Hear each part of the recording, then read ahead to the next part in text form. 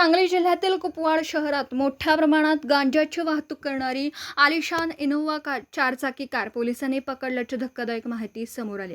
या कारमधून तब्बल 150 ते 200 किलो गांजा जप्त करण्यात आल्याची प्राथमिक माहिती मिळते। या कारवाईमुळे जिल्ह्यात खळबळ उडाली आहे। मिळालेल्या माहितीनुसार सांगलीच्या स्थानिक गुन्हे अन्वेषण शाखेला गांजाची मोठी खेप वाहतूक होत असल्याची गुप्त माहिती मिळाली होती। त्यानुसार पोलिसांनी सापळाचा संशयित वाहनाचा पाठलाग सुरू केला। दरम्यान आलिशान कारमधून गांजाची वाहतूक होत असल्याची माहिती MIDC कुपवाड पोलीस ठाण्याला देण्यात आली। त्यानंतर MIDC कुपवाड पोलीस ठाण्याचे सहाय्यक पोलीस निरीक्षक आनंदराव घाटगे यांनी तातडीने हालचाली करत हनुमान नगर परिसरात संशयित वाहन अडवून मोठी कारवाई केली। वाहन पकडताना पोलीस आणि संशयितांमध्ये झटापट झाल्याची माहिती समोर येते। या कारवाई दरम्यान पोलिसांच्या वाहनाचं नुकसान झालं असून सहाय्यक पोलीस निरीक्षक आनंदराव घाटगे यांच्या पायाला दुखापत झाली आहे। त्यांच्यावर उपचार सुरू असल्याचं सांगण्यात येतं।